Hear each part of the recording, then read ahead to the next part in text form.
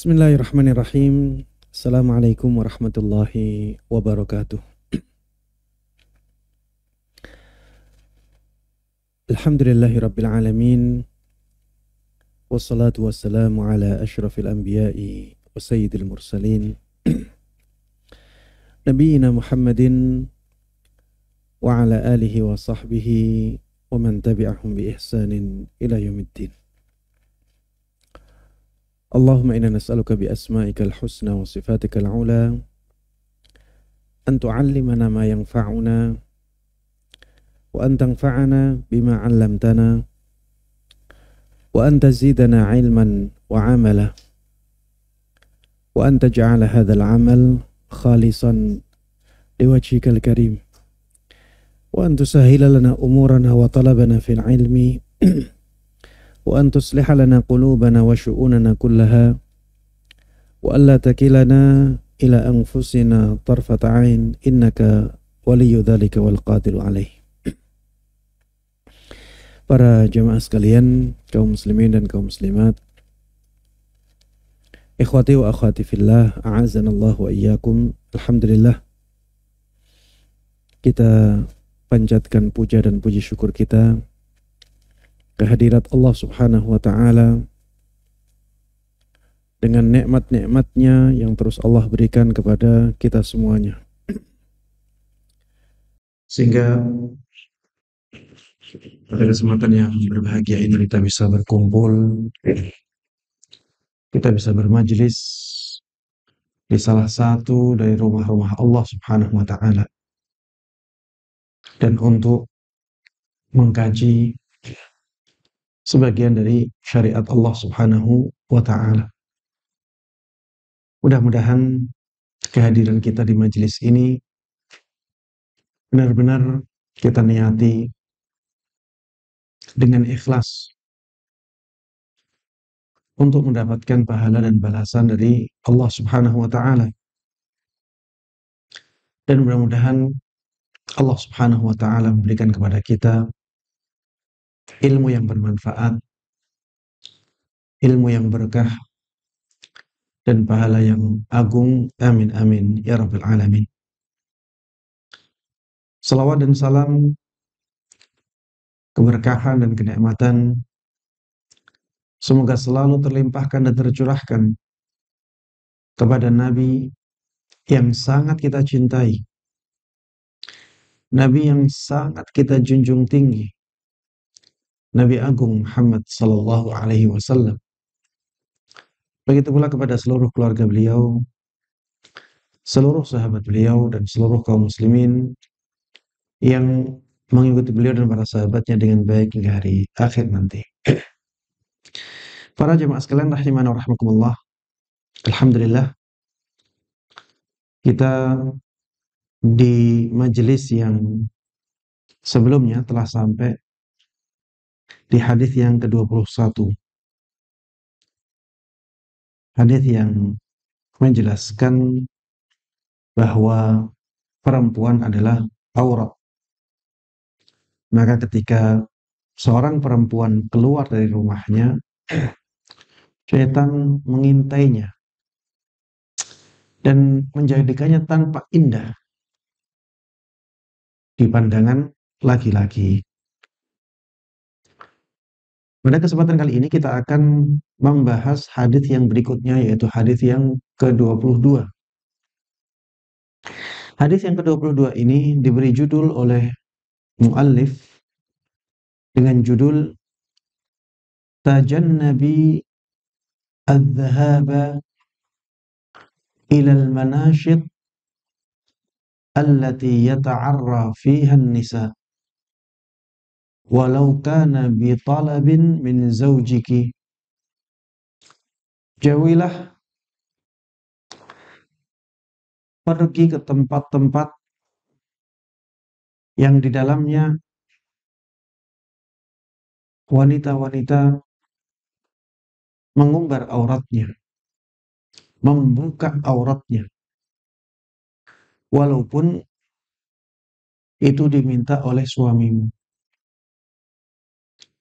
Hindari pergi ke tempat-tempat yang biasanya kaum wanita membuka auratnya di sana. Walaupun itu adalah permintaan dari suamimu. Di dalam bab ini, muallif hafizahullah mendatangkan hadis dari sahabat Jabir ibn Abdullah anhu radhiyallahu anhuma, bahwa Nabi sallallahu alaihi wasallam pernah bersabda, "Man kana yu'minu billahi wal yawmil akhir fala yadkhul al-hammama bighairi izar." Barang siapa yang beriman kepada Allah dan hari akhir, maka jangan sampai dia masuk ke kamar mandi kecuali dengan sarung. Hammam di sini disebutkan oleh sebagian ulama adalah al-makanul 'am alladhi yajtami'u fihi ar-rijalu wan-nisa lil istihmam. Hammam adalah tempat umum yang berkumpul di dalamnya kaum laki-laki dan kaum perempuan untuk mandi. Mungkin terjemahan bebasnya tempat pemandian umum. Tempat pemandian umum. Di sini disebutkan barang siapa yang beriman kepada Allah dan hari akhir, maka jangan sampai masuk ke hammam, masuk ke tempat pemandian umum bi ghairi izar, tanpa memakai sarung. Ini menunjukkan kalau pakai sarung berarti boleh. Ya. Sarung itu sudah menutupi auratnya. Aurat laki-laki dari pusar sampai lutut. Kalau ada seorang laki-laki telah menutup auratnya, dia dibolehkan pergi ke tempat pemandian umum. Wa man kana yu'minu billahi wal yawmil akhir fala yudkhil halilatahul hammam. Barang siapa yang beriman kepada Allah dan hari akhir, maka jangan sampai dia memasukkan istrinya ke tempat pemandian umum, ke hammam. Yang dimaksud hammam di sini al-makanul 'am alladhi yajtami'u fihi ar-rijalu wan-nisa lil istihmam. Suami yang beriman kepada Allah dan hari akhir tidak dibolehkan mengarahkan istrinya masuk ke tempat pemandian umum. Kenapa?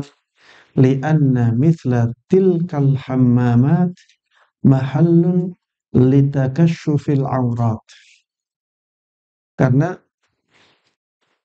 tempat yang seperti tempat pemandian umum itu adalah tempat yang aurat biasa terbuka. Ya, tempat di mana aurat biasa terbuka. Sehingga harusnya kaum wanita tidak masuk ke tempat-tempat yang seperti itu. Wa man kana yu'minu billahi wal yawmil akhir fala yajlis ala ma'idatin yudaru 'alaiha bil khamr. Barang siapa yang beriman kepada Allah dan hari akhir, maka jangan sampai dia duduk di meja yang dikelilingkan di atas meja itu khamr. Barang siapa yang beriman kepada Allah dan hari akhir, maka jangan sampai dia duduk di meja yang biasa ada khamrnya.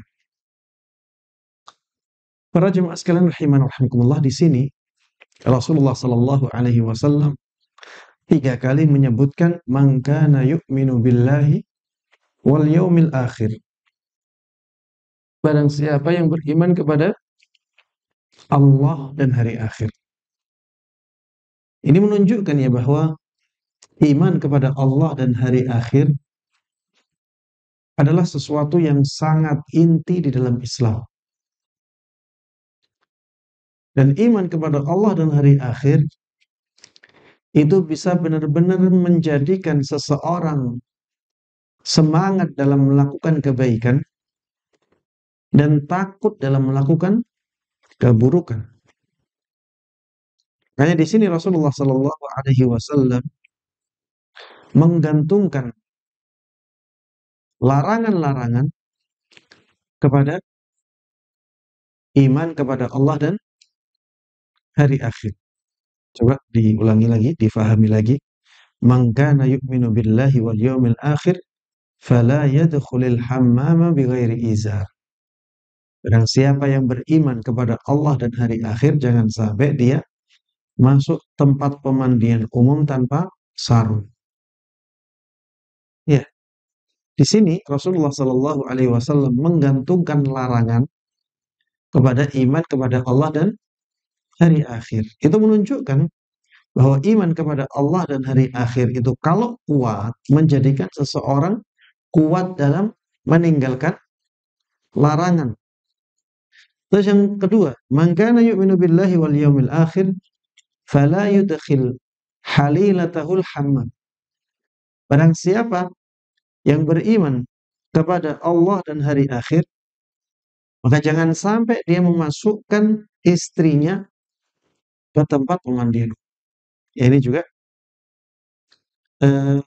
ada pengaitan antara larangan dengan iman kepada Allah dan hari akhir. Ini menunjukkan bahwa iman kepada Allah dan hari akhir itu akan menjadikan seseorang semangat dan kuat dalam meninggalkan larangan Allah Subhanahu wa Ta'ala. Disebutkan oleh sebagian ulama, masuk di dalam halilah atau istri, atau bisa disamakan dengan istri, adalah anak-anak, adiknya, atau mungkin ya ibunya, atau bibinya. Ini bisa dikiaskan ya, karena mereka adalah orang-orang yang dekat dengan laki-laki itu, dengan seorang laki-laki. Dan dia bisa mengingatkan. Seorang ayah mengingatkan putrinya, mudah. Seorang ayah atau seorang laki-laki mengingatkan adik perempuannya, masih mudah. Atau mengingatkan kakak perempuannya, masih mudah. Atau mengingatkan uminya, atau mengingatkan bibinya. Karena kedekatan kekerabatan, maka mudah untuk mengingatkannya. Baik. Yang berikutnya, yang ketiga, man kana yu'minu billahi wal yawmil akhir fala yajlis ala ma'idatin yudaru 'alaiha bil kham. Dan siapa yang beriman kepada Allah dan hari akhir, maka jangan sampai dia duduk di atas duduk di tempat atau duduk di sisi meja yang biasa dikelilingkan khamr di atasnya. Ya, ini juga ya, fala yajlis. Di situ ada larangan. Jangan sampai dia duduk di meja yang seperti itu. Rasulullah Shallallahu Alaihi Wasallam kaitkan larangan ini dengan iman kepada Allah dan hari akhir. Ini menunjukkan bahwa iman kepada Allah dan hari akhir itu bisa menjadikan seseorang semakin kuat, semakin sabar dalam menjauhi larangan-larangan Allah Subhanahu wa Ta'ala.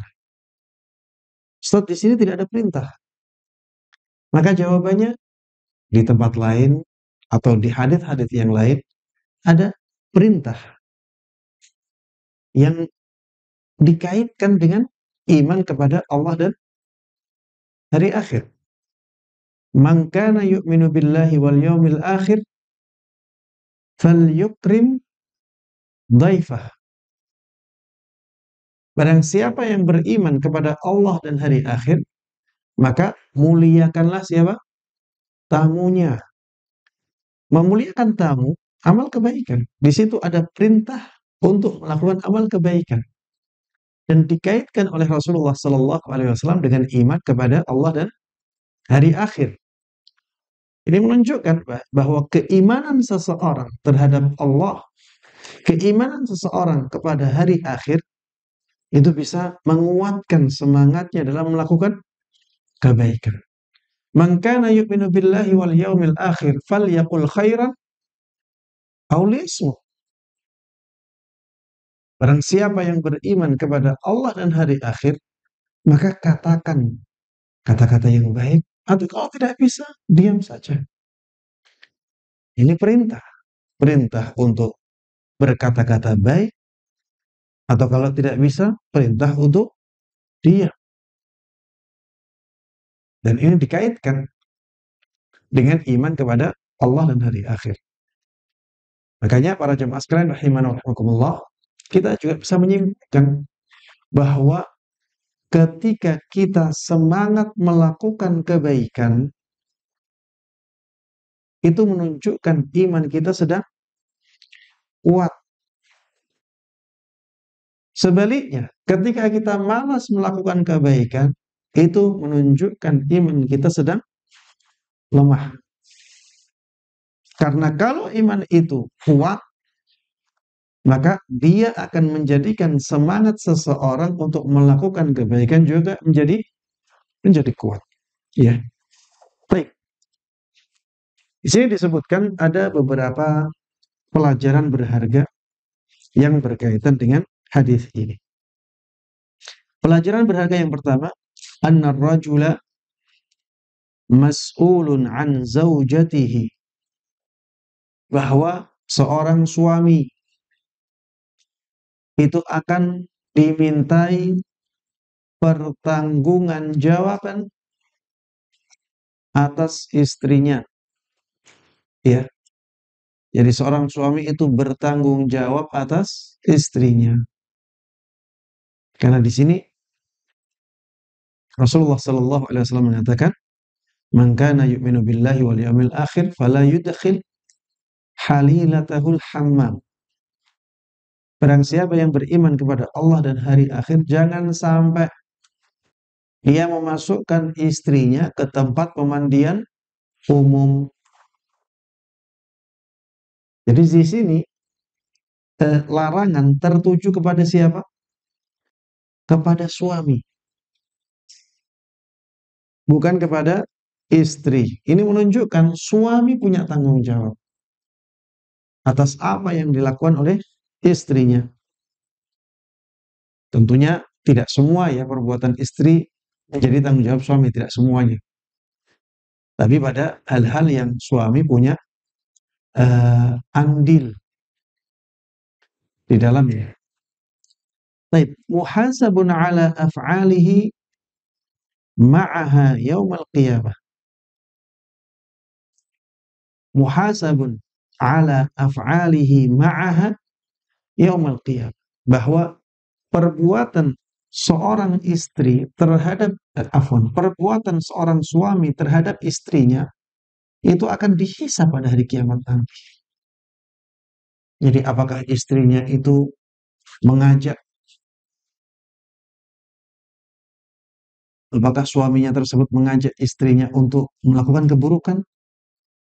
Kalau ternyata iya, maka suaminya juga akan bertanggung jawab, akan dihisab atas perbuatan tersebut. Kalau misalnya istrinya melakukan sesuatu yang tidak baik, suaminya melihatnya, mampu melarangnya, tapi malah mendiamkan, ini nanti akan dimintai pertanggungjawaban, dimintai pertanggungjawabannya di hari kiamat nanti. Karena harusnya dia bisa mencegah, bisa melarangnya, bisa menghentikannya, bisa menghalanginya, tapi ternyata dia tidak melakukannya. Pelajaran berharga yang kedua, anna qiyamar rajul bimas'uliyatihi tijaha zawjatihi dalilun ala imanihi billahi wal yawmil akhir. Bahwa tindakan seseorang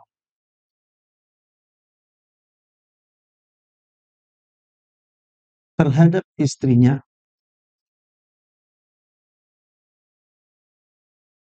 yang tindakan tersebut adalah tindakan kebaikan, ya, atau kita katakan ketika seorang laki-laki atau ketika seorang suami menunaikan tanggung jawabnya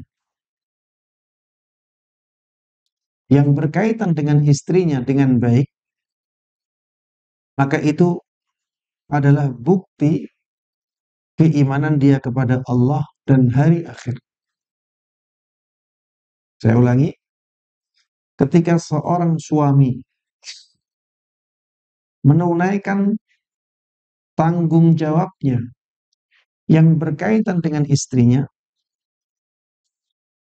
maka itu adalah bukti akan keimanan dia kepada Allah Subhanahu wa taala dan hari akhir. Misalnya ketika istrinya ingin melakukan sesuatu yang terlarang di dalam syariat, kemudian suaminya melarang, kemudian suaminya mencegahnya, menasehatinya, maka ini dalil, ini bukti iman dia kepada Allah Subhanahu wa taala dan hari akhir. Istrinya membutuhkan ilmu, akhirnya dia carikan majelis ilmu, dia antar, kemudian dia jemput, maka ini bisa menjadi bukti iman dia kepada Allah dan hari akhir. Itu menunjukkan bahwa iman dia kepada Allah dan hari akhir itu kuat. Sangat berbeda dengan sebagian suami yang tidak mempedulikan istrinya sama sekali. Perhatian seorang suami terhadap istrinya dalam hal-hal yang baik, ya, ini bukti keimanan seorang suami kepada Allah Subhanahu wa taala dan hari akhir. Pelajaran berharga yang ketiga dari hadis ini, hurmatu dukhulil mar'atil hammamat al-'ammah kal masabih al-'ammah wa ghurafil bukhar was-salunat an-nisa'iyyah wa ghairiha allati yantashiru fiha at-ta'arri. Ya, agak berat ya. Diharamkannya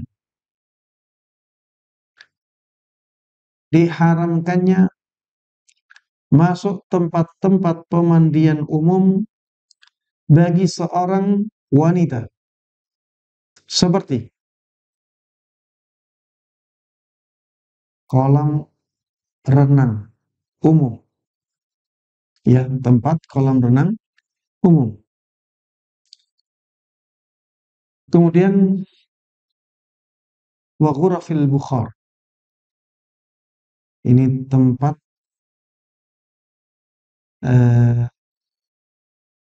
pemandian tapi dengan bukhar, ya, dengan uap. Ada ya tempat pemandian uap, ya, sauna, ya, kamar-kamar sauna. Di sini kata-katanya seperti ini, wa ghurafil bukhar, ya, dia ruangan-ruangan sauna. Wasalunat an-nisa'iyyah, tempat-tempat salon perempuan. Nggak tahu ya di sini apakah tempat salon perempuan itu menjadikan kaum wanita itu membuka auratnya ataukah tidak. Kalau iya, ya berarti sama dengan yang disebutkan oleh muallif. Wa ghairiha, dan tempat-tempat yang lainnya, allati yantashiru fiha at-ta'arri, yang biasanya di tempat-tempat tersebut aurat-aurat itu sering dibuka. Biasanya aurat dibuka di tempat-tempat yang seperti itu. Maka diharamkan bagi seorang wanita muslimah yang beriman kepada Allah dan hari akhir untuk memasukinya. Dari mana kita mengambil pelajaran berharga ini? Dari hadis ini. Man kana yu'minu billahi wal yawmil akhir fala yudkhil halilatahul hammam. Barang siapa yang beriman kepada Allah dan hari akhir, maka jangan sampai dia memasukkan istrinya ke tempat pemandian umum. Jadi, ini larangan kepada suami. Larangan ini tertuju kepada suami. Berarti tindakan ini tidak dibolehkan. Memasukkan istrinya ke tempat pemandian umum. Dan ini menunjukkan masuknya istri ke tempat pemandian umum itu juga diharamkan, dilarang. Ya. Dan pada asalnya larangan itu menunjukkan hukum haram. Baik. Pelajaran berharga yang keempat. Annal wajiba 'alal mar'ati an tu'ina zawjaha 'ala tahammuli mas'uliyatihi tijahaha. Diwajibkan kepada seorang istri untuk membantu suaminya dalam mengemban tanggung jawabnya terhadap istrinya. Diwajibkan kepada istri untuk membantu suaminya dalam mengemban tanggung jawabnya terhadap istrinya. Ya, jadi kalau misalnya suami melarang istrinya pergi ke tempat-tempat dibukanya aurat, maka harusnya istri membantu suaminya dengan cara mentaatinya, dengan cara mengikutinya. Suami melarang, ya sudah, gak usah ke sana. Ini ta'awun 'alal birri wat taqwa. Jadi suaminya punya kewajiban untuk mengingatkan istrinya, dan istrinya ketika diingatkan dari hal-hal yang diharapkan seperti itu, punya kewajiban untuk mentaati suaminya. Di sini ada ta'awun atau saling bantu-membantu dalam kebaikan dan ketakwaan. Hadis yang berikutnya, hadis ke-23. Diberi judul oleh muallif hafizahullah, Ghaddi basarak amma harramallahu alaik. Tahanlah pandanganmu dari hal-hal yang Allah haramkan kepadamu. Tahanlah pandanganmu, tutuplah atau tutupilah penglihatanmu dari sesuatu yang Allah haramkan kepadamu. Muallif hafizahullah di sini membawakan hadis dari sahabat Abu Sa'id Al-Khudri radhiyallahu anhu, bahwa Rasulullah sallallahu alaihi wasallam pernah bersabda, la yanzuru ar-rajulu ila auratir rajul walal mar'atu ila auratil mar'ah ila auratil mar'ah. Jangan sampai seorang laki-laki melihat auratnya laki-laki lain. Jangan sampai seorang laki-laki melihat auratnya laki-laki yang lain. Begitu pula seorang wanita. Jangan sampai dia melihat auratnya wanita lain. Laki-laki tidak boleh melihat auratnya laki-laki. Ustaz, di sini kok tidak ada larangan laki-laki melihat auratnya perempuan atau perempuan melihat auratnya laki-laki? Apa jawabannya? Rasulullah Shallallahu Alaihi Wasallam melarang yang lebih ringan. Kalau yang lebih ringan saja dilarang, apalagi yang lebih berat. Seorang laki-laki melihat auratnya laki-laki, ini lebih ringan daripada seorang laki-laki melihat auratnya perempuan atau wanita. Ini lebih parah daripada yang disebutkan di dalam hadis. Seorang wanita dilarang melihat auratnya wanita lain.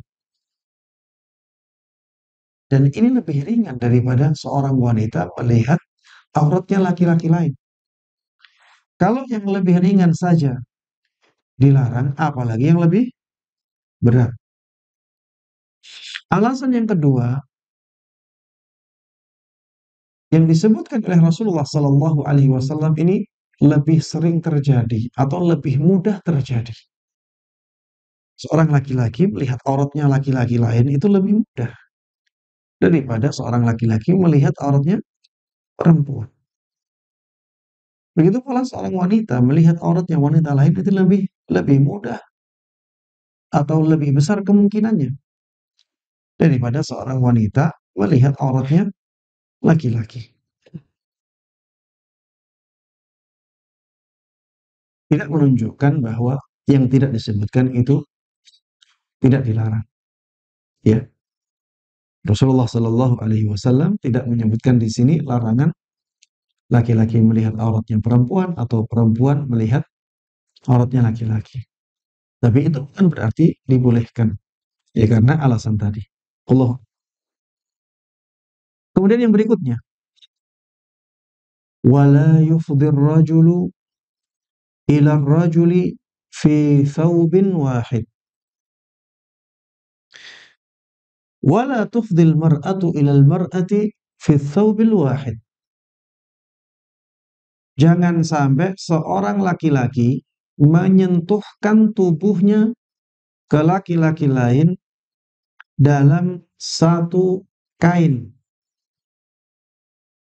Sebaliknya, jangan sampai seorang wanita menyentuhkan tubuhnya ke wanita lain dalam satu kain. Para ulama mengatakan kata-kata ifdha ini menunjukkan dua-duanya telanjang atau tidak berpakaian. Dan thawb di sini sering dimaknai dengan selimut. Ya, jadi kita tidak boleh memakai satu selimut tapi keadaan kita tidak berpakaian. Jadi misalnya dua orang laki-laki tidak berpakaian kemudian menutup auratnya dengan satu selimut. Ini yang dimaksud dalam hadis ini. Seorang wanita juga demikian. Tidak pakai pakaian, dua orang wanita kemudian menutup badannya dengan satu selimut. Ya, ini yang dilarang di sini. Tidak berpakaian di sini maksudnya tidak berpakaian dengan pakaian yang menutup auratnya. Dengan pakaian yang tidak menutup auratnya. Sehingga kalau misalnya ya ada orang yang pakai kaos, pakai celana, dia sudah menutup auratnya. Laki-laki lain juga pakai pakaian menutup auratnya, kemudian pakai satu selimut. Ini sebenarnya tidak masuk dalam hadis ini, walaupun yang seperti itu pun tidak baik. Karena semakin jauh dari larangan, itu semakin afdal, semakin baik.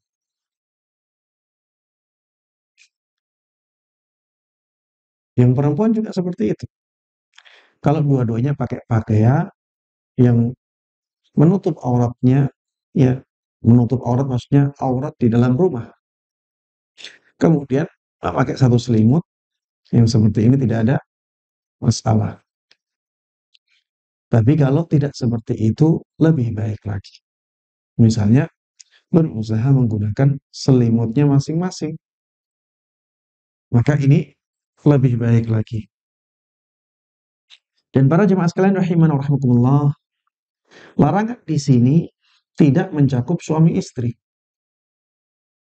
Ya nanti jangan sampai pulang ke rumah kemudian malah menggunakan hadis ini eh, dengan suaminya atau yang laki-laki dengan istrinya. Ya tidak demikian ya. Ini berkaitan dengan seorang perempuan dengan perempuan lain, seorang laki-laki dengan laki-laki lain. Tidak berkaitan dengan suami istri. Wallahu taala a'lam. Baik, ada beberapa pelajaran berharga yang bisa kita ambil dari hadis. Sini disebutkan 8 pelajaran berharga. Yang pertama, hurmatu nazaril mar'ati ila auratil mar'ah tabi'atan aw suratan. Haramnya seorang wanita melihat auratnya wanita lain, baik secara langsung ataupun dengan melihat foto atau gambar, baik secara langsung atau melalui gambar. Ya di zaman sekarang foto. Ini disebutkan dengan tegas oleh Nabi kita Muhammad sallallahu alaihi wasallam, walal mar'atu ay la yanzurul mar'atu wala tanzurul mar'atu ila aurati al mar'ah. Jangan sampai seorang wanita melihat auratnya wanita lain. Dan di zaman kita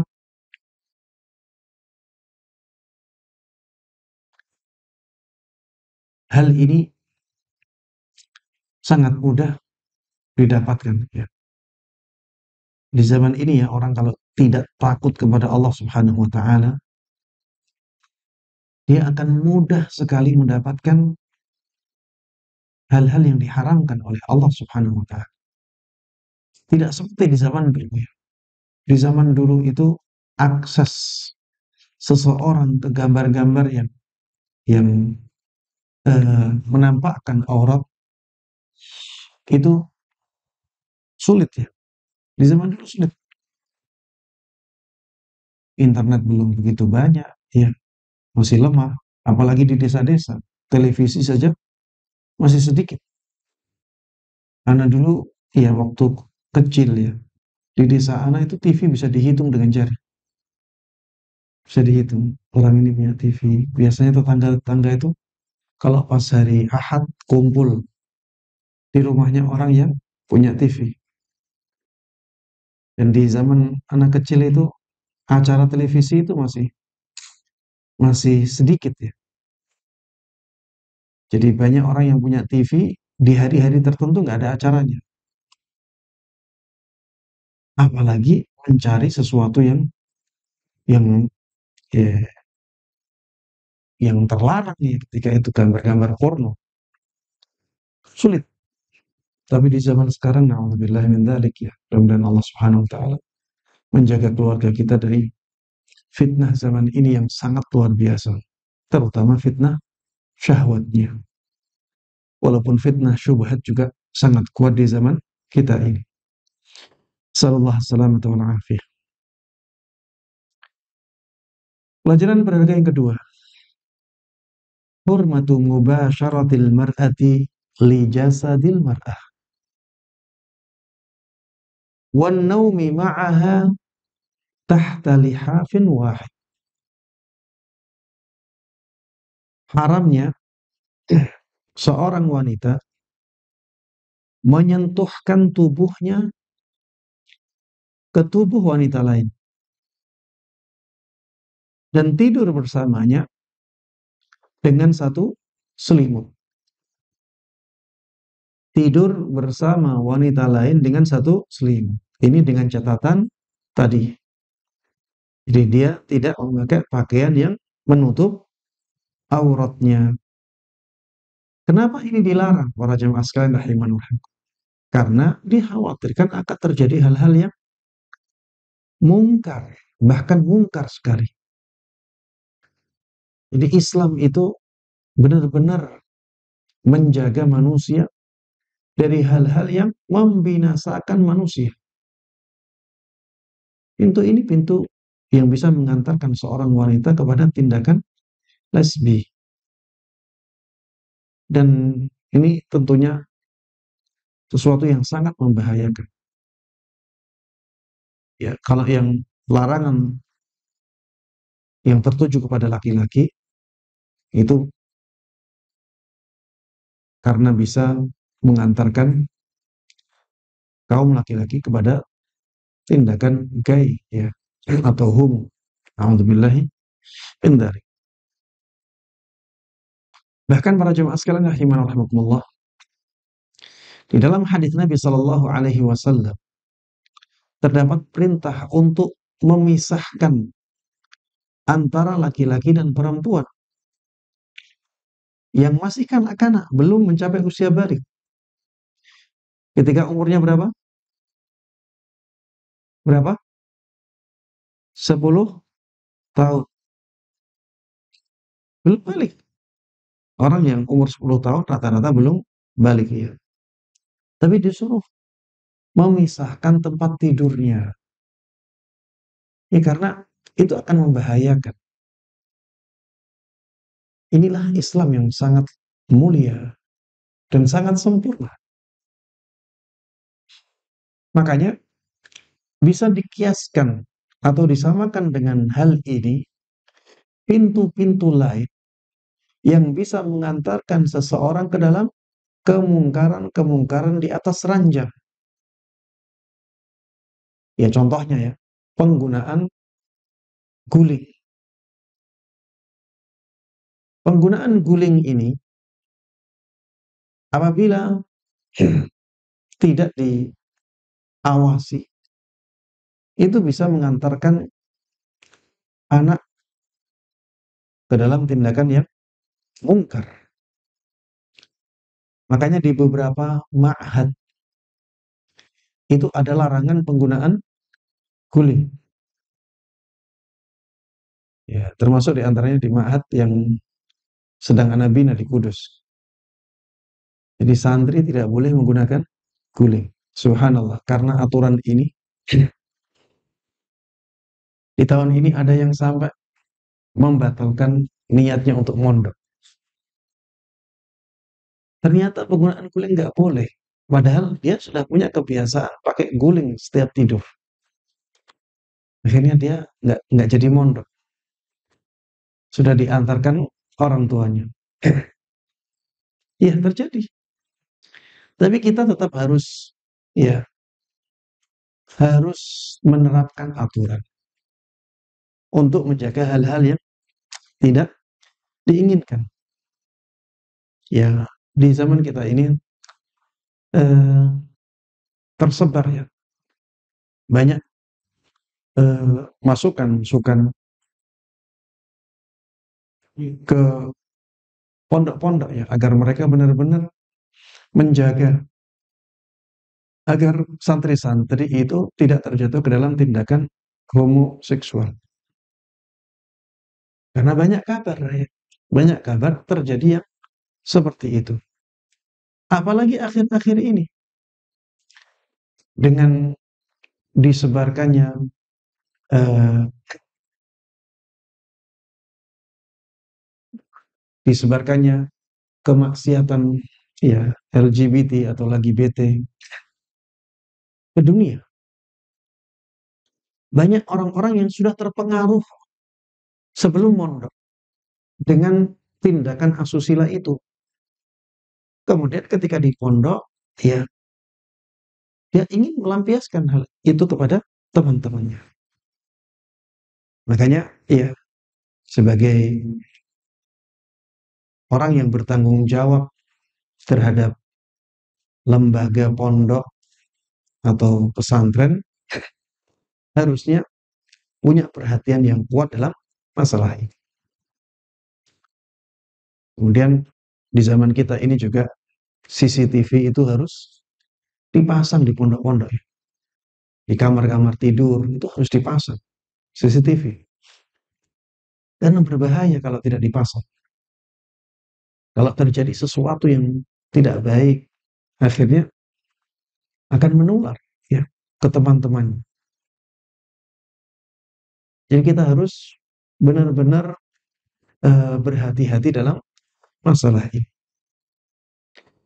Bahkan di pondok-pondok yang lain yang Anda melihat sendiri, ada aturan tidak boleh membuka dada di kamar, ya. Tidak boleh membuka dada di kamar. Ya kalau ingin membuka dada ya di tempat atau di kamar mandi. Di kamar tidak boleh membuka dada. Ini juga untuk menutup celah terjadinya LGBT di lingkungan pesantren. Tapi yang berikutnya, pelajaran berharga yang kedua, yang ketiga, tajannubu mawatinil fitan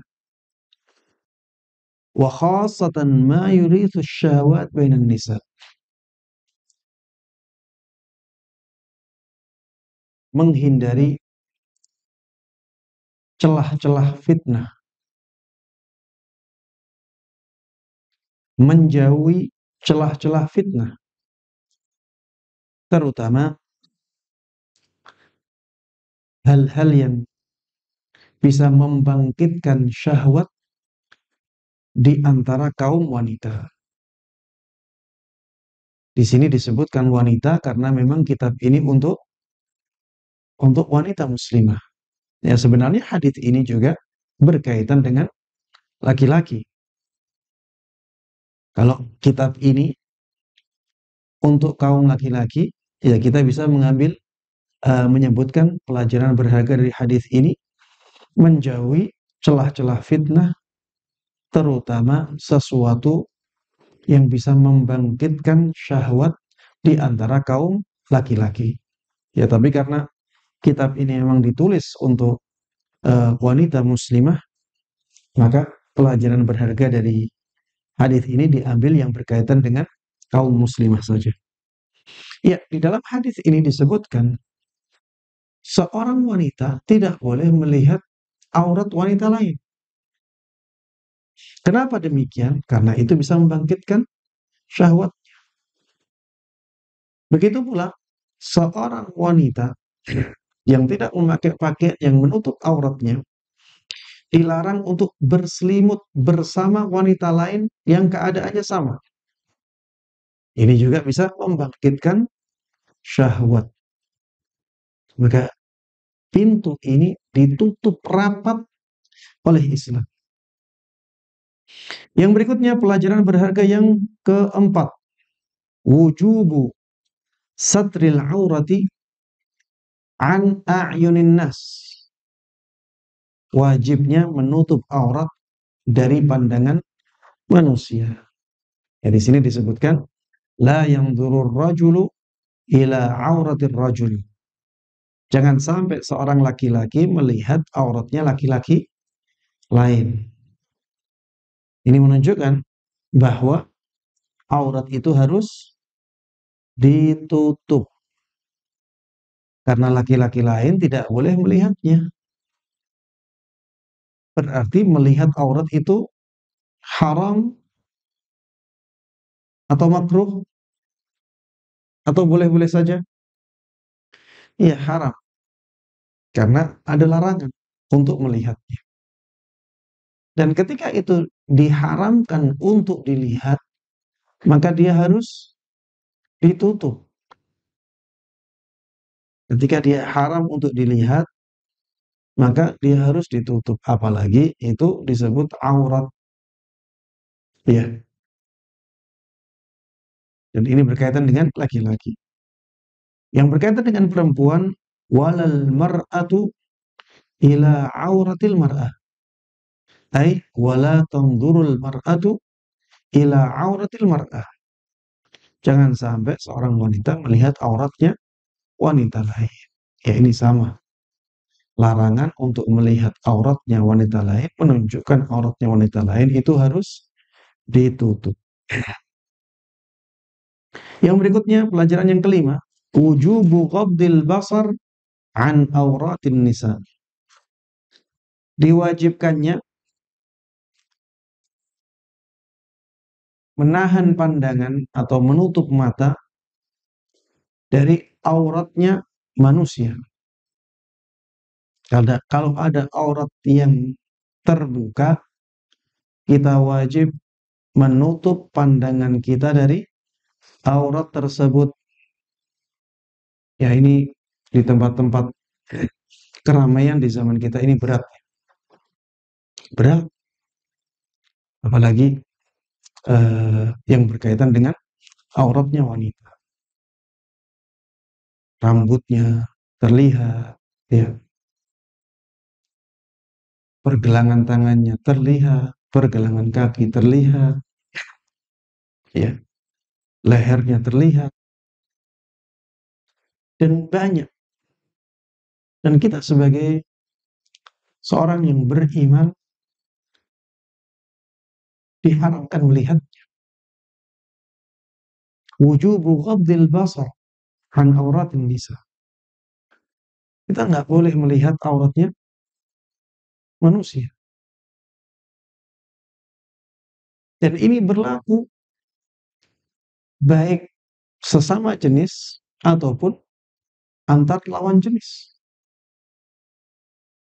Jadi aurat itu wajib ditutup dan wajib bagi manusia untuk tidak melihatnya atau haram melihatnya.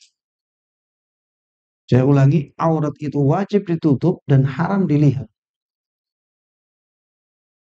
Orang yang punya aurat, dia wajib menutup auratnya.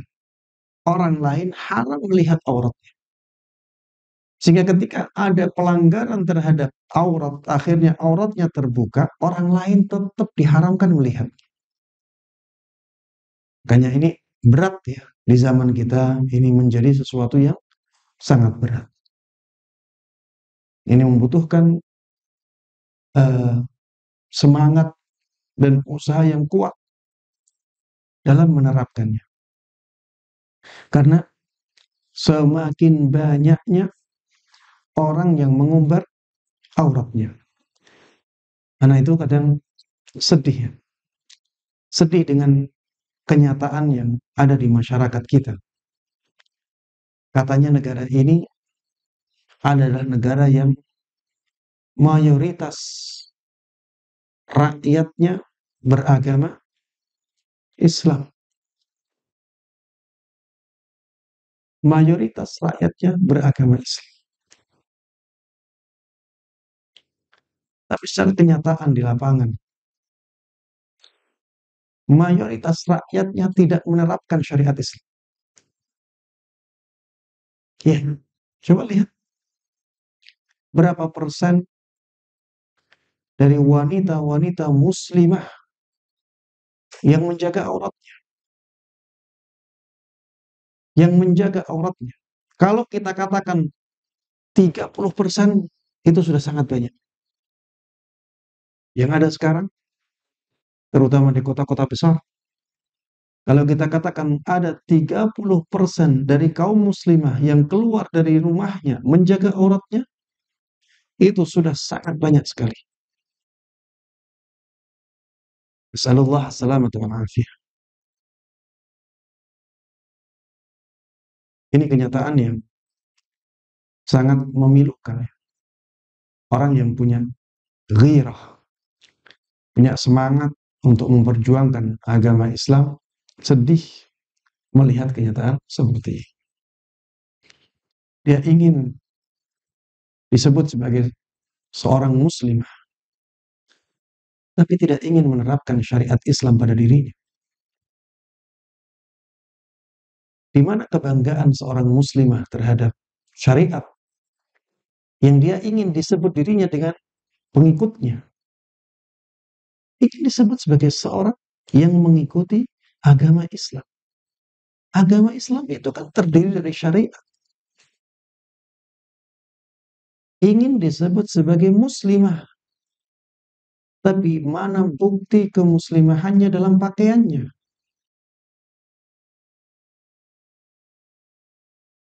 Pakaian mungkin tidak terlalu besar ya, apabila dibandingkan dengan sholat. Berapa persen kaum muslimin yang menjalankan ibadah sholat 5 waktu? Ini juga kenyataan yang sangat menyedihkan.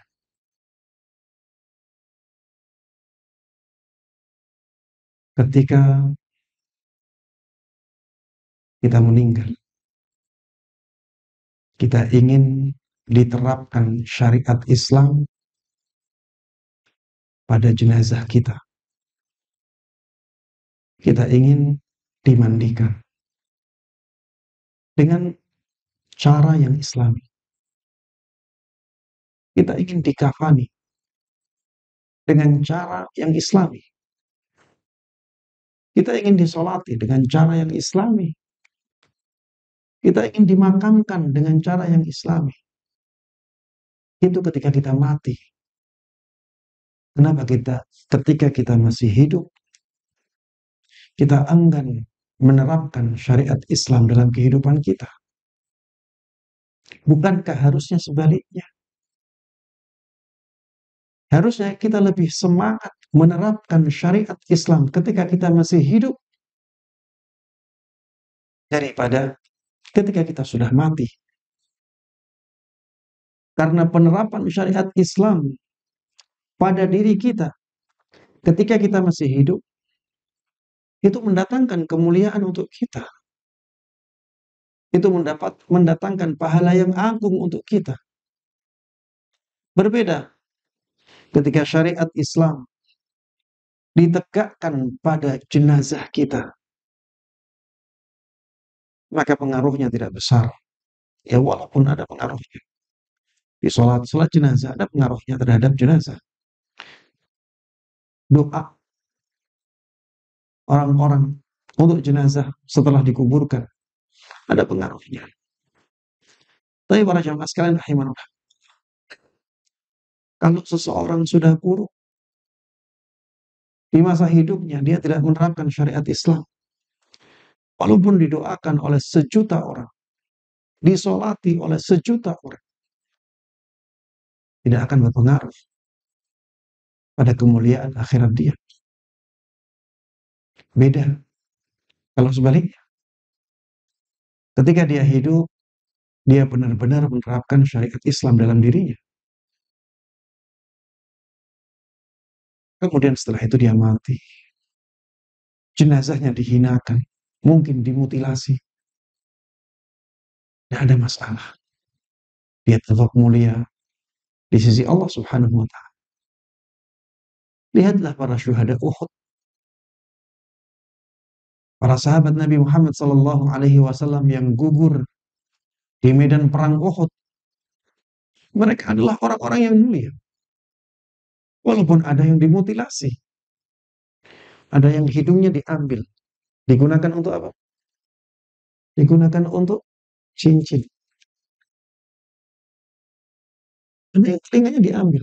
Digunakan untuk apa? Untuk gelang. Ada yang dimutilasi wajahnya sampai nggak kelihatan lagi. Untuk ilahi minta. Tapi mereka adalah orang-orang yang sangat mulia di sisi Allah Subhanahu wa Ta'ala. Para jemaah sekalian rahimana wa rahimakumullah, kita berdoa ya mudah-mudahan Allah Subhanahu wa Ta'ala memperbaiki keadaan kaum muslimin di zaman ini. Mudah-mudahan semakin banyak yang tersadarkan. Mudah-mudahan dakwah Islam semakin kuat dan semakin membawa keberkahan untuk negara ya kita Indonesia ini. Baik, Pelajaran yang berharga yang berikutnya, yang keenam, anna ta'amul al-mar'ati ma'al mar'ah muqayyadun biadabin islamiyah yanbaghi at-tahalli biha. Bahwa interaksi antara seorang wanita dengan wanita yang lainnya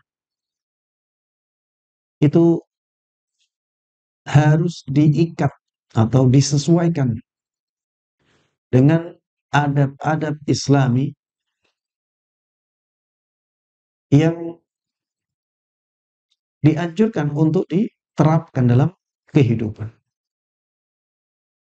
Jadi interaksi antara wanita dengan wanita lain ini tidak eh, tidak tanpa aturan, harus disesuaikan dengan adab-adab Islami, harus tunduk kepada aturan-aturan Islam, kepada akhlak-akhlak yang baik dalam Islam. Ya, mentang-mentang ini kan perempuan dengan perempuan, ya harusnya ya tidak ada tidak ada batasan dalam auratnya. Masa jeruk makan jeruk? Ya, jawabannya tidak demikian. Iya, ini aurat, dan aurat ini bisa mengantarkan seorang wanita ke dalam tindakan-tindakan yang mungkar dan sangat membinasakan. Baik, pelajaran berharga yang ketujuh. Hurmatu dukhulil mar'ah fis salunat an-nisa'iyyah allati tata'arra fiha al-mar'ah wa yanzuru ba'duhunna ila ba'd wa kadzalika hammamatus siyahah al-khassa bin nisa' wallati talbisu fiha al-mar'ah ma la yasturul 'awrah. Ada suara dari HP di belakang.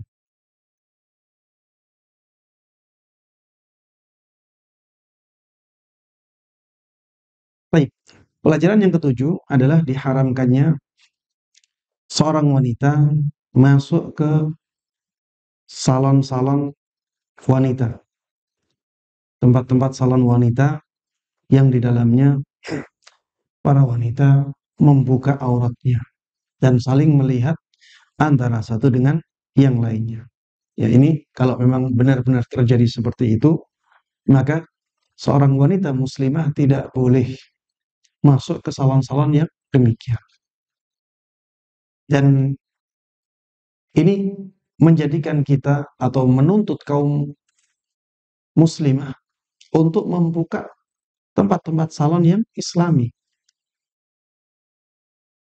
yang bisa melindungi kaum muslimah dari kerusakan-kerusakan yang seperti itu, yang seperti disebutkan dalam uh, buku ini. Wa kadzalika hammamatus sibaha la khassah bin nisa wallati talbasu fiha al-mar'ah ma la yasturul 'aurah. Begitu pula dengan tempat-tempat renang yang khusus bagi wanita. Ya, coba digarisbawahi. Di sini muallif membicarakan tentang tempat renang khusus bagi wanita. Tapi dikasih penjelas atau batasan, wallati talbasu fiha al-mar'atu ma la yasturul 'aurah. Yang di dalamnya kaum wanita tidak memakai pakaian yang menutup auratnya. Yang di dalamnya biasanya seorang wanita tidak memakai pakaian yang menutup auratnya. Apabila keadaannya seperti itu, maka tidak boleh seorang muslimah masuk ke tempat renang walaupun khusus untuk wanita. Ya, ini membutuhkan kesabaran ya dalam menerapkan hal-hal yang seperti ini. Mungkin untuk penggantinya, kalau misalnya tetap ingin punya eh, kesempatan untuk berenang di tempat-tempat renang seperti itu, mencari tempat renang yang eh, bisa di booking dalam jam-jam tertentu, khusus untuk kita, di kalangan khusus. Atau bagi orang yang punya lahan yang besar ya, bisa membuat kolam renang dalam rumahnya. Ya tentunya ini sesuatu yang hanya sedikit yang bisa eh, menerapkannya. Baik, yang berikutnya, yang kedelapan, hurmatu lamsil mar'ati li'auratil mar'ah walau min khalfi thiyab lima yuthiruhu min fitnatin bainahun. Haramnya seorang wanita menyentuh auratnya wanita lain walaupun dari balik kain, karena hal itu bisa membangkitkan syahwat atau fitnah syahwat di antara kaum wanita. Tidak boleh seorang wanita menyentuh auratnya wanita lain walaupun sudah dihalangi oleh kain, karena hal itu bisa mengantarkan mereka kepada kebinasaan. Na'udzubillahi min dzalik. Ya, ini termasuk uh, penerapan dari kaidah saddu dzara'i. Saddu dzara'i itu menutup pintu yang bisa mengantarkan seseorang kepada keburukan.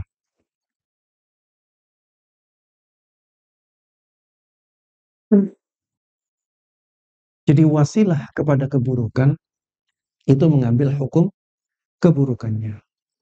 Wasilah kepada yang haram jadi haram, walaupun secara zatnya wasilah itu tidak haram. Tapi ketika bisa mengantarkan seseorang kepada keharaman, maka harus diharamkan. Di sini ya, menyentuh aurat yang sudah terhalangi oleh kain, ini secara zatnya tidak ada larangan. Tapi jelas hal itu akan mengantarkan seseorang kepada tindakan kemungkaran, karena itu akan membangkitkan syahwatnya. Dia menjadi haram karena sisi ini. Dia bisa mengantarkan seseorang kepada kemungkaran. Al-wasail laha ahkamul maqasid. Ada kaidah besar sekali dalam fikih Islam ya, bahwa perantara itu mengambil hukum tujuannya. Sarana menuju sesuatu itu mengambil hukum tujuannya. Baik. Yang berikutnya kita masuk ke hadis yang ke-24. Hadis ini diberi judul oleh muallif hafizahullah, Ghaddi basaraki amma harramallahu alaiki. Tahanlah pandanganmu dari sesuatu yang Allah haramkan kepadamu. Tahanlah pandanganmu dari sesuatu yang Allah haramkan kepadamu. Muallif di sini membawakan hadis dari sahabat Abu Sa'id Al-Khudri radhiyallahu anhu, bahwa Rasulullah sallallahu alaihi wasallam pernah bersabda, la yanzurur rajulu afwan, salah ya. Yang kita ulangi hadisnya mana? Ya, kita masuk ke hadis yang ke-24. Ya, bukan ke-23. Hadis yang ke-24. Hadis yang ke-24 ini diberi judul oleh muallif hafizahullah, la yamna'uki haya'uk min ta'allumi umurid din. Jangan sampai rasa malumu menghalangimu dari mempelajari perkara-perkara agama, masalah-masalah agama. Jangan sampai rasa malumu menghalangimu dari mempelajari masalah-masalah agama. Ya, karena seringkali ya seorang wanita muslimah itu tidak bertanya tentang masalah yang berkaitan dengannya, masalah agama, karena rasa malunya. Karena rasa malunya. Apalagi yang berkaitan dengan tamu bulanan. Padahal itu sangat erat hubungannya dengan masalah ibadahnya. Apakah dia boleh sholat? Apakah dia haram untuk sholat? Apakah dia wajib puasa? Ataukah dia haram untuk berpuasa? Apakah dia boleh digauli oleh suaminya? Apakah haram digauli oleh suaminya? Bolehkah dia tawaf? Atau haramkah dia tawaf? Kapan dia boleh mengqadha'nya? Apakah dia wajib mandi? Ataukah kalau dia mandi nggak ada gunanya? Iya. Iya. Banyak masalah-masalah yang berkaitan dengan haid, dengan tamu bulan. Maka jangan sampai karena rasa malu akhirnya malah membiarkan hal tersebut tanpa ada jawaban. Ya, ini yang diinginkan oleh muallif hafizahullah dalam bab ini. Jangan sampai rasa malu menghalangimu dari mempelajari masalah-masalah agama. Muallif di sini membawakan hadis dari Ummu Salamah radhiyallahu anha. Beliau mengatakan, "Ja'at Ummu Sulaim ila Rasulillah sallallahu alaihi wasallam." Suatu ketika Ummu Sulaim mendatangi Rasulullah sallallahu alaihi wasallam. Faqalat, lalu Ummu Sulaim mengatakan, "Ya Rasulullah, inna Allah la yastahi inna Allah la yastahi minal haqqi, fahal 'alal mar'ati min ghuslin idza ihtalamat." Ya, ini kata-kata ini menunjukkan kecerdasan dari Ummu Sulaim. Dari pertanyaannya sudah terlihat bahwa Ummu Sulaim ini wanita yang cerdas. Karena sebelum dia bertanya, ya, sebelum beliau bertanya, beliau menyebutkan alasan kenapa dia bertanya. Kenapa beliau memberanikan diri untuk menanyakan hal ini. Ini menunjukkan ya kecerdasan beliau.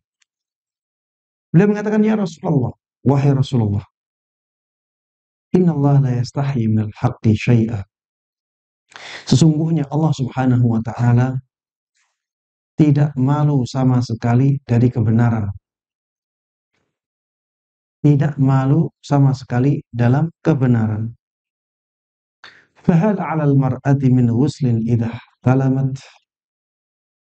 Apakah seorang wanita diwajibkan untuk mandi apabila dia ihtilam? Ihtilam itu keluar maninya atau mimpi basah. Apakah seorang wanita diwajibkan mandi ketika mimpi basah? Ini pertanyaan yang seringkali tidak bisa terucap dari mulut seorang wanita karena rasa malu. Makanya Ummu Sulaim mengawali pertanyaannya dengan kata-kata innallaha la yastahyi minal haqqi. Sesungguhnya Allah Subhanahu wa taala tidak malu dalam kebenaran, tidak malu dari kebenaran. Kemudian baru bertanya tentang hal ini. Apakah seorang wanita diwajibkan untuk mandi ketika dia mimpi basah? Qala Nabi sallallahu alaihi wasallam idza ra'atil ma. Maka Nabi Muhammad sallallahu alaihi wasallam menjawab, iya, tapi kalau dia melihat air. Air di sini maksudnya mani. Iya, kalau dia benar-benar melihat maninya. Kalau hanya mimpi, kalau hanya mimpi, dia merasa keluar sesuatu, kemudian setelah bangun tidak melihat air sama sekali, maka tidak ada kewajiban untuk mandi bagi dia. Jadi kewajiban mandinya itu hanya ketika dia benar-benar melihat ada mani yang keluar. Faqattat Ummu Salamah ta'ni wajhaha. Wa qalat, ya Rasulullah, aw tahtalimul mar'atu. Ummu Salamah di sini juga malu ya. Kalau yang tadi yang tanya Ummu Sulaim. Ummu Salamah ada di tempat itu. Kemudian Ummu Salamah menutup wajah. Sambil menutup wajahnya beliau bertanya, ya Rasulullah, apakah wanita itu bisa keluar maninya atau bisa mimpi basah? Ya, sambil menutup wajahnya, Ummu Salamah bertanya dengan pertanyaan ini. Maka Rasulullah sallallahu alaihi wasallam, "Na'am, taribat yaminuki, fabima yushbihuha walatuha." Iya, wahai Ummu Sulaim. Ya, gimana kamu ini? Terus anak itu bisa mirip dengan ibunya dengan apa? Kalau bukan dengan air mani itu. Ini jawaban Nabi Shallallahu Alaihi Wasallam. Ya, jawaban yang sangat logis dan memang sesuai dengan kenyataan. Ya, di sini ada hal-hal yang harusnya seorang wanita tidak menanyakan karena rasa malu. Tapi lihat bagaimana dua sahabat wanita ini memberanikan diri untuk bertanya dengan rasa malunya. Ya, Sulaim memberanikan diri untuk bertanya, padahal sebenarnya beliau malu. Makanya beliau sampaikan, innallaha la yastahi minal haq. Wahai Rasulullah sallallahu alaihi wasallam, sesungguhnya Allah Subhanahu wa taala tidak malu dalam kebenaran. Kemudian bertanya, itu sebenarnya ada rasa malu di hati Ummu Sulaim dengan pertanyaan yang akan disampaikan. Sedangkan Ummu Salamah, ya, rasa malunya diperlihatkan dengan menutup wajahnya. Dia tutup wajahnya baru bertanya. Ya, ini menunjukkan pelajaran berharga bagi kita semuanya bahwa rasa malu kita sebagai seorang wanita jangan sampai menghalangi kita untuk bertanya tentang masalah-masalah agama.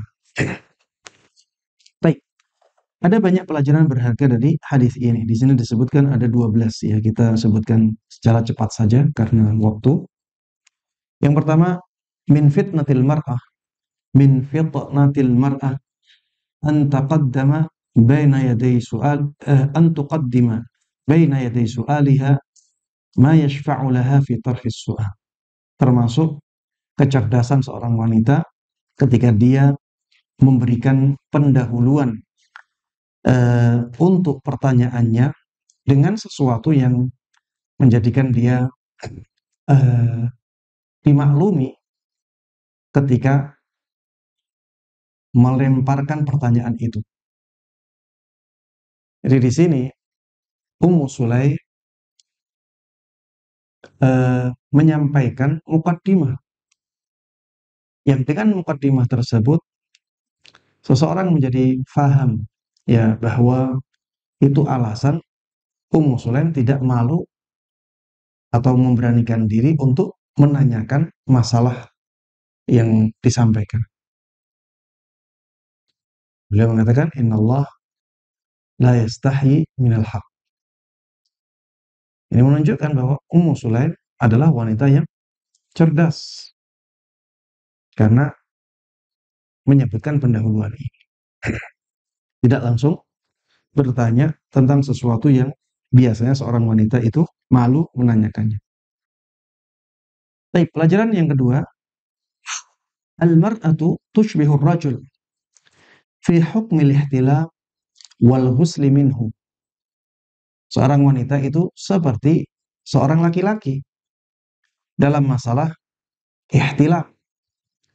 Sama-sama bisa ihtilam. Sama-sama bisa mimpi basah. Wal ghusli minhu, begitu pula dalam hukum mandi karena mimpi basah. Jadi tadi disebutkan bahwa Rasulullah Shallallahu Alaihi Wasallam menjawab iya apabila dia melihat air mani itu. Jadi seorang wanita bisa ihtilam, dia juga diwajibkan untuk mandi seperti laki-laki yang ihtilam. Para jemaah sekalian rahimana wa rahimakumullah, sebenarnya hukum Islam itu tidak berbeda antara laki-laki dan perempuan. Sebenarnya keserupaan antara perempuan dengan laki-laki dalam hukum Islam itu berlaku umum. Jadi hukum asalnya tidak ada perbedaan antara laki-laki dan perempuan. Makanya Rasulullah Shallallahu Alaihi Wasallam menyebutkan innaman nisa'u syaqa'iqur rijal. Sungguhnya kaum wanita itu adalah saudarinya kaum laki-laki. Mereka punya keserupaan dalam hukum-hukum syariat. Kapan dibedakan antara laki-laki dan wanita dalam hukum syariat? Ketika ada dalil khusus yang membedakannya. Ketika tidak ada dalil khusus yang membedakannya, maka kembali kepada hukum asal, yaitu persamaan antara laki-laki dan perempuan.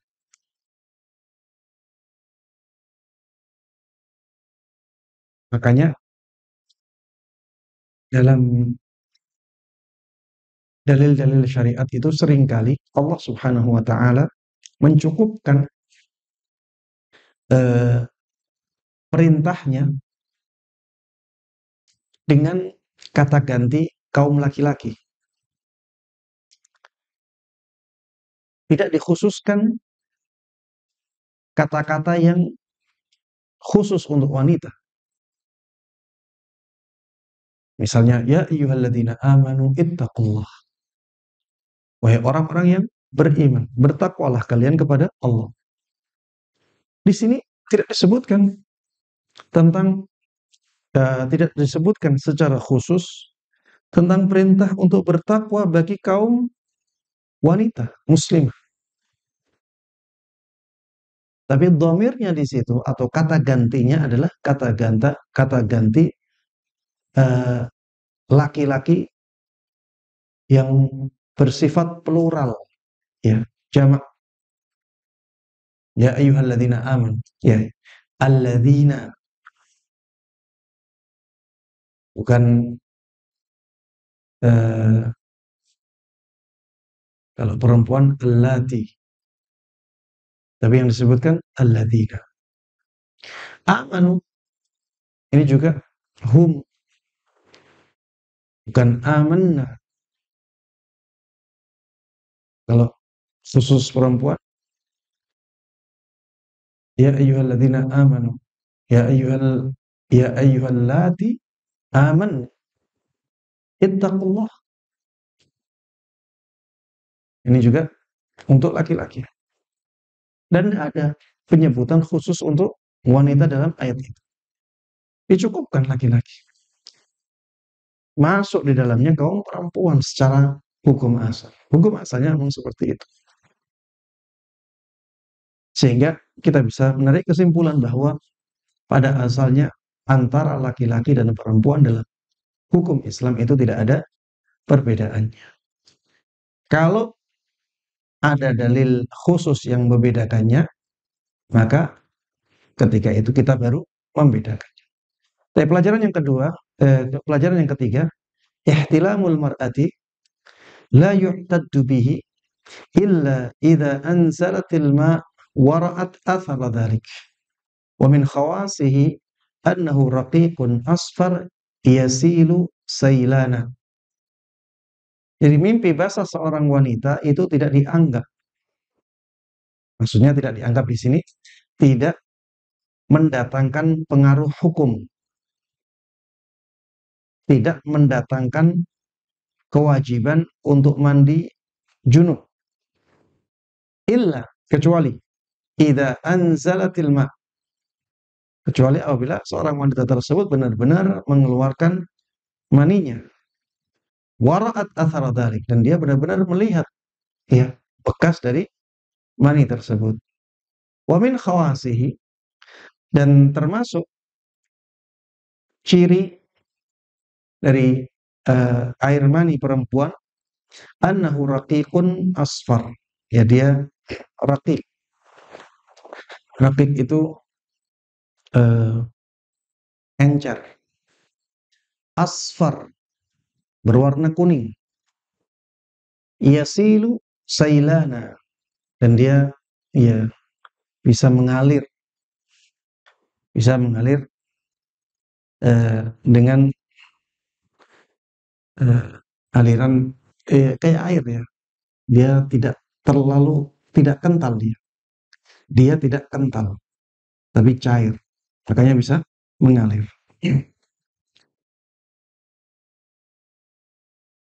Baik, pelajaran yang keempat, anna haya al-mar'ah yamna'uha min dzikri ba'dil umuri ad-dalah 'ala raghbatiha fir rajul. Bahwa malunya atau rasa malu pada seorang wanita akan menghalanginya dari menyebutkan sebagian-sebagian perkara yang menunjukkan keinginannya terhadap seorang laki-laki. Rasa malu yang ada pada seorang wanita itu akan menghalanginya menyebutkan sebagian perkara yang menunjukkan ya keinginannya terhadap seorang laki-laki. Ya, insyaallah ini yang perempuan lebih tahu ya terhadap dirinya daripada yang menjelaskan. Baik. Yang kelima, al-haya'u la yamna'u min ta'allumil ilm.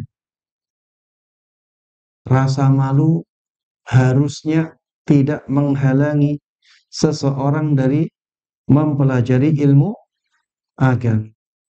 Ya, terutama dalam bertanya. Tanyakan kepada ahlinya, kepada ahli ilmu, hal-hal yang berkaitan dengan wanita. Ya, tidak perlu ada rasa malu ya, tapi tetap ya kita harus memilih diksi-diksi yang sopan, yang penuh dengan adab. Maksudnya di sini, jangan sampai kita tidak bertanya, tidak menanyakan hal-hal yang berkaitan dengan agama ketika ada rasa malu hinggap di hati kita. Jangan sampai itu menghalangi kita untuk bertanya. Tapi pelajaran yang keenam, la tudhammul mar'atu allati tas'alu amma yustahya minhu. Seorang wanita tidak boleh dicela ketika bertanya tentang sesuatu yang biasanya seseorang malu untuk menanyakannya. Seorang wanita tidak boleh dicela ketika bertanya tentang sesuatu yang sebenarnya orang malu menanyakannya. Karena tujuannya adalah ilmu. Tujuannya adalah ilmu yang mulia. Pelajaran yang ketujuh, yang bagi ala man aradat 'alaiha mas'alatun fid din an tas'ala 'anha wa la tatrukuha wa la tatrukaha. Naam, wa la tatrukaha bi hujjatil hayat. Hendaknya seseorang yang menghadapi masalah agama menanyakan masalah tersebut. Jangan sampai meninggalkan bertanya tentang masalah itu hanya karena alasan malu. Hanya karena alasan malu. Ya, sebenarnya ini juga berkaitan dengan laki-laki. Berkaitan dengan laki-laki. Ini berkaitan dengan perempuan. Tapi memang di kalangan perempuan lebih banyak kejadiannya. Ya, rasa malu seorang wanita lebih besar daripada rasa malu seorang laki-laki. Ya, tapi ini juga terjadi pada laki-laki. Jangan sampai ketika ada rasa malu, kemudian kita meninggalkan pertanyaan tentang masalah agama yang berkaitan dengan hal-hal yang kita malu di dalamnya. Kalau misalnya kita tidak berani bertanya secara umum, ya, maka cari kesempatan-kesempatan yang kita bisa bertanya secara khusus. Yang penting kita mendapatkan ilmu tentang masalah yang kita hadapi. Baik, yang berikutnya, la yunkaru 'alal mar'ati allati tas'alu 'amma yustahya minhu amma yastahyi minhu an-nisa 'adatan. Bal yunkaru 'ala man ankara 'alaiha. Tidak boleh diingkari seorang wanita yang bertanya tentang sesuatu yang biasanya wanita malu menanyakannya. Masalah-masalah yang biasanya wanita malu menanyakannya. Akan tetapi harusnya sebaliknya. Yang diingkari adalah orang yang mengingkari wanita itu untuk bertanya. Karena apa yang dilakukan oleh wanita tersebut bukan kesalahan. Dia bertanya untuk mengetahui hukum agama. Maka hal tersebut sesuatu yang baik. Kalau diingkari, malah pengingkaran itulah yang mungkar. Pengingkaran terhadap kebaikan adalah kemungkaran. Yang berikutnya, al-haya'ul haqiqi khairun kullu wa la ya'ti illa bi khair. Rasa malu yang hakiki itu kebaikan semuanya. Dan rasa malu yang hakiki tidak akan datang kecuali dengan kebaikan. Ya, pengaruh dari rasa malu yang hakiki pasti baik. Yang berikutnya, fihi jawazu istifta'il mar'ah ar-rajul al-alim al-afif binafsiha fi qadaya diniha walau kanat khasatan bil nisa. Di dalam hadis ini terdapat pelajaran bolehnya seorang wanita bertanya kepada seorang laki-laki yang alim yang menjaga dirinya tentang masalah-masalah agama yang berkaitan dengan wanita itu. Walaupun masalah tersebut adalah masalah yang khusus berkaitan dengan wanita. Ya, seperti Ummu Sulaim. pertanyaannya khusus kepada Nabi Shallallahu Alaihi Wasallam. Dan pertanyaannya khusus tentang masalah wanita. Dan Nabi Shallallahu Alaihi Wasallam seorang ulama, ya, imamul a'immah, imamul ulama, pemimpinnya para ulama yang kemuliaannya tidak bisa ya ditandingi oleh siapapun. Ini menunjukkan seorang wanita boleh bertanya kepada seorang ulama yang mulia tentang masalah agama yang berkaitan dengan wanita. Apalagi masalah agama yang berkaitan dengan yang lainnya. Pelajaran yang ke-11, taribat yaminuki. Kalimatun tajri ala alsinatil Arab min ghairi qasdid du'a ala man qilat lahu. Taribat yaminuki itu artinya semoga tangan kananmu dikotori oleh debu. Taribat yaminuk, semoga tangan kananmu terkotori oleh debu. Ini sebenarnya doa tidak baik ya. Diksi itu kalau secara harfiah itu artinya tidak bagus. Tapi di masyarakat Arab itu sudah menjadi idiom. Idiom yang artinya adalah rasa takjub terhadap perkataan orang lain. Ya, rasa takjub, rasa heran ya, terhadap perkataan orang lain. Ya seperti ini. Di sini ketika Ummu Salamah bertanya, "Awa tahtalimul mar'ah?" Ini pertanyaan yang mengherankan Rasulullah sallallahu alaihi wasallam. Makanya Rasulullah sallallahu alaihi wasallam menjawab, "Na'am, taribat yaminuk. Fabima yushbihu waladuha." Ketika Ummu Salamah bertanya, "Wahai Rasulullah sallallahu alaihi wasallam, apa bisa seorang wanita itu mimpi basah?" Ini pertanyaan ini menjadikan Rasulullah sallallahu alaihi wasallam heran, maka keluarlah diksi ini atau idiom ini. Taribat yaminuk, yang artinya tanganmu terkotori oleh debu. Ya, ini doa yang secara harfiah tidak baik ya. Tapi sudah menjadi idiom di masyarakat Arab yang artinya adalah ungkapan keheranan. Kok bisa kamu bertanya dengan pertanyaan seperti itu? Terus kalau seorang anak itu wajahnya mirip dengan ibunya, dari mana datangnya kemiripan itu? Ya, ini jawaban Nabi Shallallahu alaihi wasallam. Baik, yang ke-12, annama al-mar'ah yu'athiru 'ala al-walad fi janib asy-syabah wa huwa yahmilu jinat wirathiyah. Bahwa mani seorang wanita itu mendatangkan pengaruh kepada anaknya dari sisi keserupaan. Ya, karena ini yang disebutkan oleh Rasulullah SAW dalam hadisnya, dalam jawabannya. Dari mana anak tersebut menjadi mirip ibunya? Ya, tentunya dari air maninya. Fahuwa yahmilu jinat wirathiyah.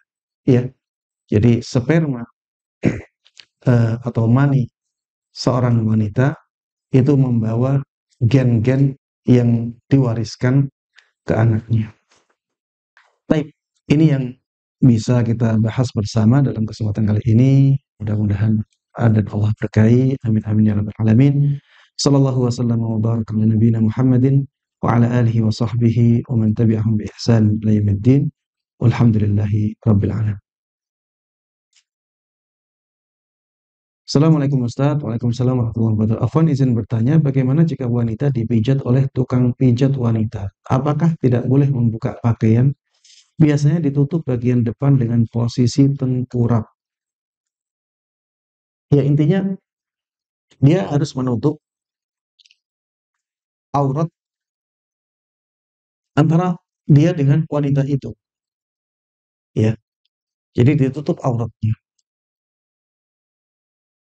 Dan aurat antara wanita dengan wanita yang lainnya banyak yang menyebutkan antara pusar sampai lutut. Ya, banyak ulama-ulama fikih yang menyebutkan bahwa aurat antara wanita yang satu dengan wanita yang lainnya adalah antara pusar sampai lutut sebagaimana aurat antara laki-laki dengan laki-laki. Namun demikian ada juga ya sebagian ulama yang mengatakan bahwa aurat wanita satu dengan wanita yang lainnya itu eh, sekadar bagian yang biasa terlihat di rumah ketika wanita beraktivitas. Ya misalnya ya leher masih bukan aurat karena biasa terlihat di rumah ketika seorang wanita beraktivitas di dalam rumahnya.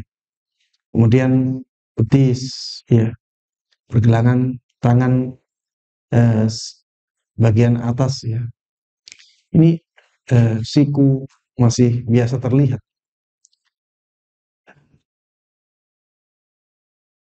Ini eh, pendapat sebagian ulama.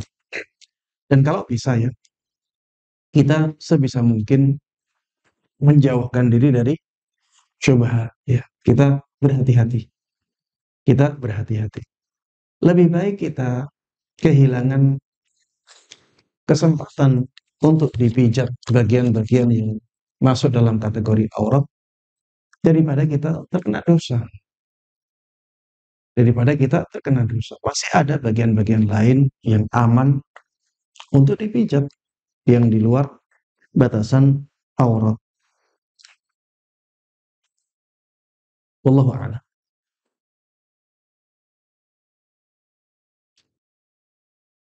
Atau misalnya dipijat tapi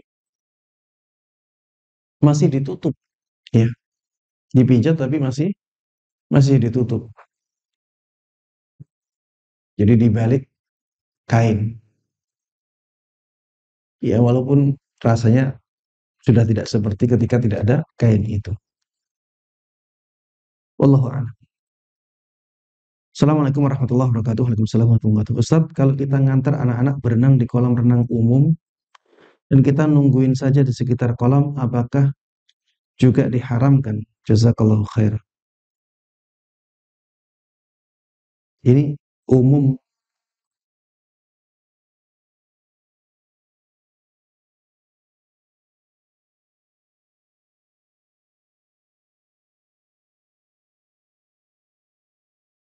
maksudnya ini umum berarti laki-laki dan perempuan, anak-anak dan dewasa gitu ya.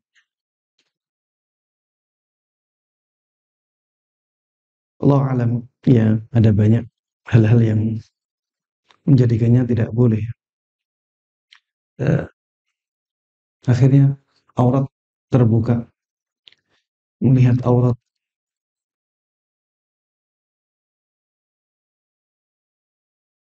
Lebih baik cari kolam renang yang khusus anak-anak, ya. Cari kolam renang yang khusus anak-anak.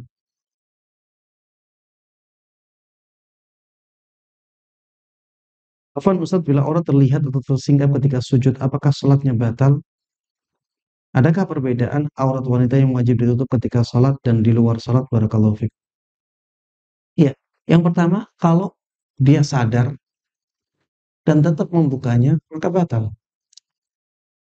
Tapi kalau dia tidak sadar, maka ya dia ma'dzur ya. Ma'dzur maksudnya ya dimaafkan. Kalau misalnya dia sadar akhirnya langsung ditutup, ya maka juga dimaafkan, tidak ada masalah. Untuk yang kedua, ini masalah yang diperselisihkan oleh para ulama. Apakah ada perbedaan aurat wanita yang wajib ditutup ketika sholat dengan di luar sholat? Ini masalah yang diperselisihkan oleh para ulama. Ada yang mengatakan tidak ada bedanya. Ya, seperti Syekh Albani rahimahullah, ya, dalam madhab beliau atau pendapat beliau, tidak ada bedanya antara aurat wanita di dalam sholat dengan di luar sholat. Ya, banyak ulama yang membedakan. Kalau di dalam sholat itu seluruh jasad atau tubuh perempuan kecuali wajah dan telapak tangan. Adapun di luar sholat, ya maka semuanya jadi aurat. Jadi aurat di luar sholat itu lebih ketat daripada aurat di dalam sholat. Ya banyak juga ulama yang berpendapat seperti itu. Ya intinya ini masalah yang diperselisihkan oleh para ulama. Karena lebih condong pendapatnya Syekh Albani rahimahullah, tidak ada bedanya antara aurat wanita antara di dalam sholat dengan di luar sholat. Allahu a'lam. Ya, baik. Waktunya tinggal 2 menit dari waktu asar. Mohon maaf, ini ada pertanyaan melalui eh, kertas yang belum bisa dijawab. Juga pertanyaan-pertanyaan sisa di WA belum bisa dijawab. Ya, insya Allah bisa ditanyakan di pertemuan yang berikutnya atau nanti dikirimkan kembali ya di WA di pekan yang berikutnya. Demikian para jemaah sekalian rahimakumullah yang bisa kita bahas bersama pada kesempatan kali ini. Mudah-mudahan bermanfaat dan Allah berkahi. Mudah-mudahan Allah Subhanahu wa taala memberikan taufiknya kepada kita semuanya untuk bisa mengamalkan dan menyebarkan semua ilmu yang sampai kepada kita dengan baik dan mudah. Amin amin ya rabbal alamin. Sallallahu wasallama wa baraka ala nabiyyina Muhammadin wa ala alihi wa sahbihi wa man tabi'ahum bi ihsanin ila yaumiddin walhamdulillahi rabbil alamin. Assalamualaikum warahmatullahi wabarakatuh.